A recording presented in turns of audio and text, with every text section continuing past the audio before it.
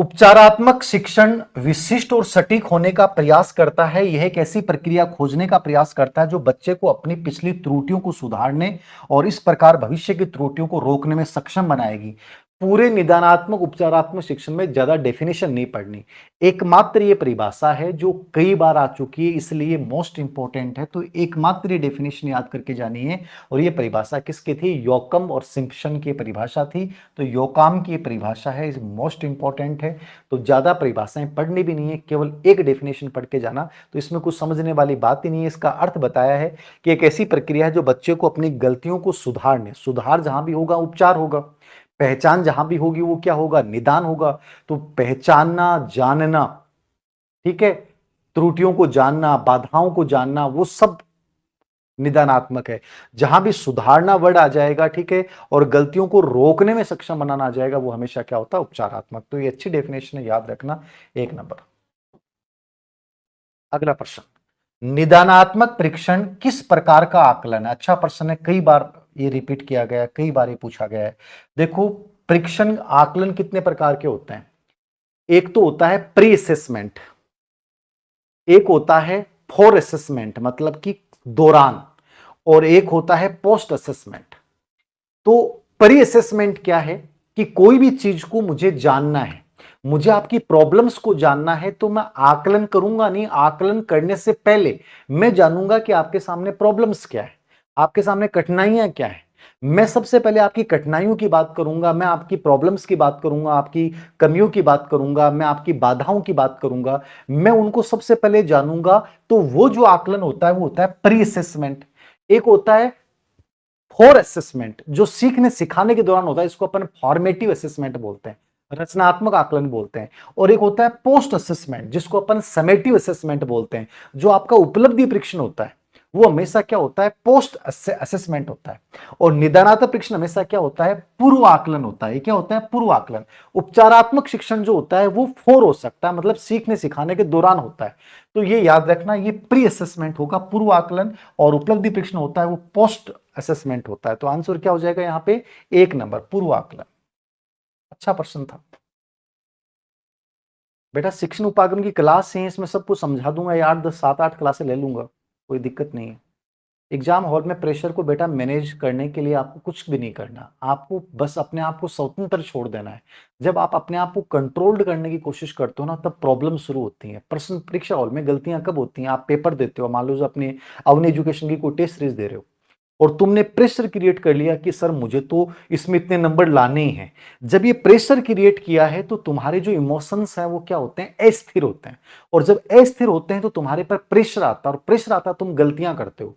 तो प्रॉब्लम क्या है? सबसे बढ़िया तरीका क्या होता है? एग्जाम हॉल में अपने आप को नेचुरल स्थिति में छोड़ दो, यार कुछ नहीं है, जो होगा वो हो जाएगा। फिर कभी भी आपका जो पेपर हल करते समय वो गलतियां कभी भी नहीं होंगी। आप जब आप अपने आप को बांधते हो सीमाओं से, दायरों से, और अनावश्यक दबाव क्रिएट करते हो, तब जाके गलतियां होती हैं। तो फ्रीडम छोड़िए, बेस्ट रिजल्ट आएगा। निदानात्मक परीक्षण आमतौर पे किस तौर पे रूप में प्रयोग किया जाता है? समूह परीक्षण के रूप में, व्यक्तिगत परीक्षण में, ए बी दोनों? दोनों चीज समझना। जैसे उपचारात्मक परीक्षण में जैसे ये वर्ड आता है कि प्राय उपचारात्मक परीक्षण किस रूप में प्रयोग करता है? प्राय वर्ड आ गया, इसका मतलब क्या है? वो सामूहिक रूप से ज्यादा यूज होता है उपचारात्मक। यद्यपि उपचारात्मक परीक्षण मैंने कहा व्यक्तिगत भी होता है और सामूहिक भी होता है। उपचारात्मक व्यक्तिगत भी होता है, सामूहिक भी होता है। प्राय वर्ड आते ही उपचारात्मक सामूहिक हो जाता है। ऐसे ही निदानात्मक परीक्षण आमतौर पे किस रूप में प्रयोग किया जाता है? आमतौर पे तो प्राय वाला हो गया। यद्यपि ये व्यक्तिगत भी और समूह भी है, लेकिन आमतौर पे वर्ड की वजह से इस प्रश्न का जो आंसर माना गया वो क्या माना गया? Individual test.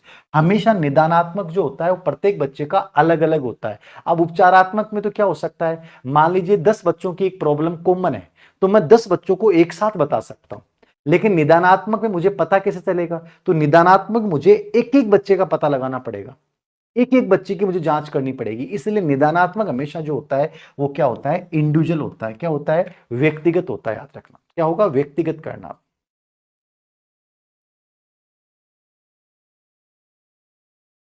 हाँ, चीजें जो बता रहा हूं उनको समझ लेना, ऐसा पी वाई क्यों है। प्राय आमतौर पे जो होता है वो व्यक्तिगत होता है। आंसर जो बताए ना, जिस प्रश्न में कंफ्यूजन होगा बता देना, भेज देना, मैं देख लूंगा। ओके। हाँ मिल जाएगी, थर्ड ग्रेड साइकोलॉजी। उपचारात्मक शिक्षण में किस प्रकार की सामग्री उपयुक्त होती है? उपचारात्मक में कौन सी होगी? कठिन होगी, वर्गीकृत तो स्वनिर्देशित होगी, रटने योग्य, उच्च स्तरीय। कभी भी देखना टीचिंग मेथड या पेडागोजी में जो आंसर होते हैं वो हमेशा रचनात्मक आंसर देना चाहिए। टीचिंग मेथड में मैं ईमानदारी से बात कर रहा हूं कि यदि थोड़ी सी समझ बना के चले गए ना, टीचिंग मेथड आपको दोबारा जिंदगी में नहीं पढ़ना। और टीचिंग मेथड के पर्सन को कभी छोड़ के मत आना, क्योंकि टीचिंग मेथड के पर्सन में 99% सही हो जाएगा। यदि थोड़ा सा क्रिएटिव आंसर देना है, सबसे पॉजिटिव आंसर देना है। अब आपको पता है कि उपचारात्मक शिक्षण में किस प्रकार की सामग्री उपयुक्त होती है, तो क्लासिफाइड। क्यों क्लासिफाइड क्यों होगी? जैसे मान लीजिए दो बच्चों की प्रॉब्लम्स अलग हैं, चार बच्चों की प्रॉब्लम्स अलग हैं, तो उनकी प्रॉब्लम्स के अकॉर्डिंग मैं उन दो बच्चों को अलग प्रकार से उपचार दूंगा, चार बच्चों को अलग प्रकार से दूंगा। इसलिए वो क्या होगा? क्लासिफाइड होगा। स्वनिर्देशित क्यों होगा? मेरे उपचार देने के बाद बच्चा स्वयं उन चीजों को पढ़े और आगे बढ़ पाए, इसलिए सेल्फ इंस्ट्रक्शन का प्रयोग किया जाएगा, यानी क्लासिफाइड भी होगा और सेल्फ इंस्ट्रक्टेड भी होगा। ये उपचारात्मक शिक्षण में टीचिंग की विशेषता होती है। बाकी तो एकदम नेगेटिव है, कठिन, रटने योग्य, कभी आंसर देने ही नहीं होते, याद रखना। तो बहुत इजी प्रश्न है, बस कभी गलती मत करना। आप नेगेटिव रचनात्मक आंसर एग्जाम में करके आना, फिर कभी गलत नहीं होगा। ओके, नेगेटिव मार्किंग से कैसे बचें? पहले वीडियो बना रखे हैं, देख लेना यार। नैदानिक परीक्षण क्या होता है? स्वभाव में गुणात्मक होगा, मात्रात्मक होगा, या एक या दो दोनों होगा? बताएं फटाफट। नैदानिक परीक्षण क्या होता है, बताएं। बेटा 2 मंथ में ऐसे तैयार करो सब्जेक्ट को, जो इंपॉर्टेंट पार्ट है उनको पढ़ लो, जो आपको लगता है मेरा पढ़ा हुआ उसको छोड़ दो। जहां से प्रश्न आते हैं जिन टॉपिक, जैसे आप निदानात्मक उपचारात्मक शिक्षण, इस पे 100% लेवल फर्स्ट में 3-4 प्रश्न आ जाएंगे, लेवल सेकंड में 1 या 2% जरूर आएगा। तो ऐसे टॉपिक जहां से अपने को लगता है कि 100% रिजल्ट है, तो उनको पढ़ लो। किया जा सकता है, ऐसा कुछ नहीं कि नहीं कर सकते आप। ओके, आंसर बताना। देखो, निदानात्मक परीक्षण दोनों होता है, गुणात्मक भी होता है, मात्रात्मक भी होता है। यद्यपि ज्यादातर मात्रात्मक होता है मुख्यतः, लेकिन गुणात्मक भी होता है कि आपने कैसे किया, कहां कमियां रही, अच्छा आप कमजोर थे, श्रेष्ठ थे या नहीं थे। तो निदानिक नैदानिक परीक्षण गुणात्मक भी होता है और मात्रात्मक भी होता है, मतलब स्वभाव में दोनों ही माने जाते हैं, एक व दो दोनों। ओके, दोनों ही मान जाते हैं। 1% ये भी नोट करके लिख लेना, नैदानिक परीक्षण का अंतिम चरण क्या होता है? नैदानिक परीक्षण का अंतिम चरण जो होता है वो उपचारात्मक शिक्षण होता है। लिख लो ये, नैदानिक परीक्षण का अंतिम चरण क्या होता है? उपचारात्मक। ये अलग से लिख लो ये प्रश्न। नैदानिक परीक्षण का अंतिम चरण क्या होता है? उपचारात्मक। एक नैदानिक परीक्षण क्या होता है? विशिष्ट होता है, हमेशा याद रखना। क्या होता है? विशिष्ट होता है, ये भी याद रखना। एक प्रश्न ये भी पूछ सकता है, नैदानिक परीक्षण किया जाना चाहिए, तो आपको ये आंसर आना चाहिए, निरंतर किया जाना चाहिए। क्या किया जाना चाहिए? निरंतर, लगातार करता रहना चाहिए, निरंतर होना चाहिए, और विशिष्ट होता है। और इसका अंतिम चरण क्या होता है? उपचारात्मक। ये याद रखना है प्रश्न, तीनों प्रश्न एग्जाम में कई बार पूछे गए, इसलिए याद रखना। ओके, अगला प्रश्न देखना। ये सब प्रश्न हो गए जो मैं साथ में कंटेंट बता रहा हूं ना, इसको देख लेंगे तो आप। ये गणित में आया हुआ प्रश्न है। यदि एक बच्चा, एक छात्र किसी प्रश्न को हल करते समय गणना संबंधी त्रुटियां करता है, कैलकुलेशन संबंधी, जैसे 12+5 कितने होते हैं?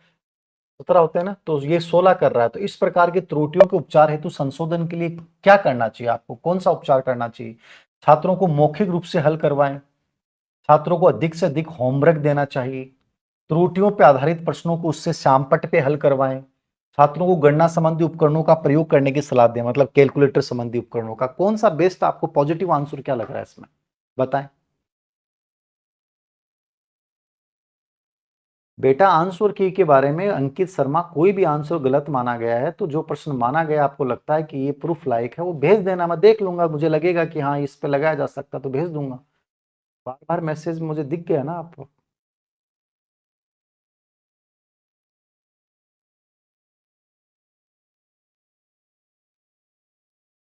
बताएं। बेटा ये पागल नहीं है, इसको पागल मत बोलिए। इस बच्चे ने क्या किया था, 4th ग्रेड का एग्जाम की तैयारी की, तैयारी करने के बाद एग्जाम देने गया, और इसका हो सकता है कि ये जितना 4th ग्रेड का माहौल बना, अंशों की बनाई, उन अंशों की को देख देख के ये कुछ दिनों से डिप्रेस्ड हो गया।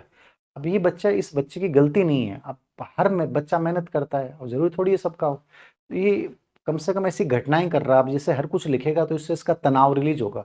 तो जब भी कोई ऐसा बच्चा दिखे ना आपको कि चपड़ासी पार ये वो, तो उसकी बातों को सुना करो, आराम से बैठा करो, उसके सर पे हाथ रखा करो और उस बच्चे को कहा करो बेटा कोई बात नहीं, तू 100% अच्छा कर जाएगा, ना कि उसको नेगेटिव लो। बहुत सारे बच्चों के साथ ऐसी स्थितियां हो रही हैं, जमाना बहुत खराब है। गवर्नमेंट नौकरी 8वां वेतन आयोग की बात आ रही है, उसके बाद तो मास्ट सबकी हालत खराब हो रही है। पता नहीं, सबको लग रहा है चपरासी बन जाता तो ही ठीक हो, डबल वेतन हो जाएगा, क्योंकि वेतन आयोग का हमेशा फायदा छोटी वाली वैकेंसी में ज्यादा मिलता है। बहुत सारे लोग तनाव में हैं, डिप्रेशन में हैं, तो पॉजिटिव वे में ले, संबल दें ऐसे बच्चों को, ना कि टेंशन लो। क्या आंसर बता रहे हैं? वेरी गुड, सी आंसर होगा, हमेशा याद रखो। ऐसे प्रश्न पॉजिटिव, सबसे क्रिएटिव आंसर क्या है?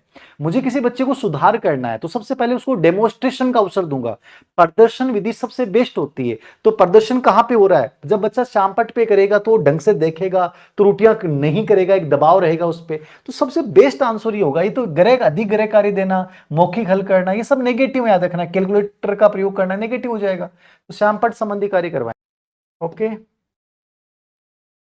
पाठ्यक्रम के दौरान एक ये याद रखना, ठीक है बता दूंगा 1% में और लास्ट में नोट कर लेना। पाठ्यक्रम के दौरान शिक्षार्थी कठिनाइयों, उनके ज्ञान में रिक्तता, कौशल में कमियां, देखो कमियां वर्ड, कठिनाइयां वर्ड, दो तो बहुत इंपॉर्टेंट वर्ड है। सीखने में रिक्तता, अंतर को ज्ञात करने के लिए परीक्षण विकसित किया गया है, उसे क्या कहते हैं? सबसे अधिक बार यदि कोई प्रश्न पूछा गया है, ये सेम भाषा वाला प्रश्न सबसे अधिक बार, तो ये कौन सा परीक्षण हो जाएगा? ये रिमीडियल टेस्ट हो जाएगा। उपलब्धि परीक्षण तो क्या होता है? जो आपने सीख लिया है उसके बाद जानने के लिए, किसी विषय विशेष में आपका अचीवमेंट क्या था, क्या सीखा आपने, उसको जानने के लिए क्या आता है। प्रवीणता परीक्षण होता है किसी कौशल विशेष में आपकी दक्षता को जानने के लिए। और श्रेणी परीक्षण होता है जहां आपका वर्गीकरण करना हो, वहां श्रेणी परीक्षण का प्रयोग किया जाता है। तो यहां पे आंसर क्या होगा? निदानात्मक, सबसे बढ़िया आंसर है।